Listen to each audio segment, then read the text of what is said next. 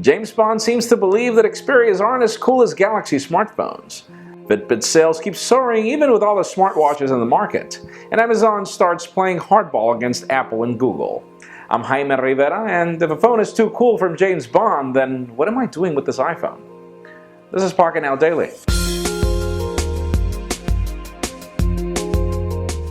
The official news today begin with AT&T, LG, and Samsung, as the carrier has just confirmed that it'll be picking up the Watch Urbane 2nd edition, aka the one with the cellular data capabilities, in addition to the Gear S2 that's also LTE capable. And price points start at $200 plus a contract for either one of the watches, or you can also just pay $15 a month for 20 months and end up paying $300, which is actually not that bad if you compare it to the other option.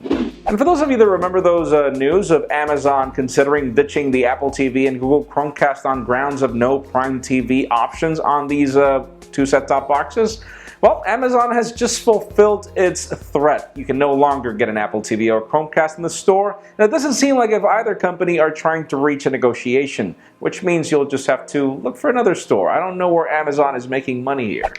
And for those of you that are in the market for a Nexus 6P and a Huawei Watch, this is probably the best time, as you'll get a $50 discount on the Nexus 6P if you buy a Huawei Watch along with it. You just have to remember that the Huawei Watch will end up costing you no less than $350 at a time when the Asus Zen Watch will cost you just $129 depending on the variant that you want.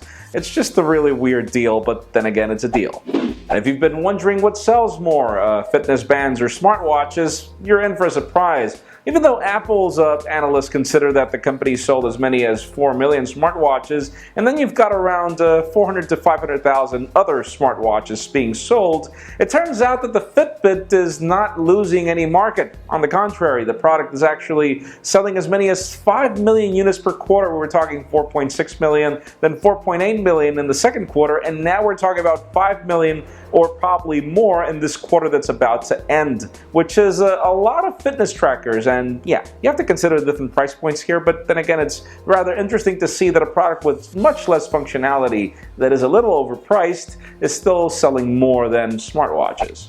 And finally, the very interesting news of the day have Daniel Craig, aka James Bond, and the Spectre director claiming that Xperia smartphones aren't good enough for James Bond. According to them, James should only use the best, and it turns out to be Samsung Galaxy phones. Eventually, we ended up learning that it was a promotion deal. Apparently, well, Sony was only giving away $5 million to Craig in addition to $18 million for promotion of the movie. And then Samsung offered the same $5 million to Craig, but $50 million for the promotion. So yeah, you can expect Bond to be using Samsung Galaxy, but it does lead me to the question of the day.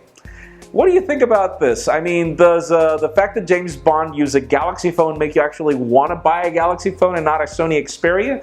Because in my case, it doesn't, and Sony Xperia smartphones are superior than Galaxy phones in certain things. Leave us a comment down below. We'd love to know what you think. Friends, as always, you know the drill. If you want to get the news earlier before this video is filmed, make sure you follow us on Pocketnow.com and subscribe to our YouTube channel as well. You can follow me on Twitter, Jaime_Rivera, or on Instagram at Jaime Rivera. Please give this video a thumbs up if you like what you saw. I am Jaime Rivera. Thank you very much for watching. We'll see you tomorrow.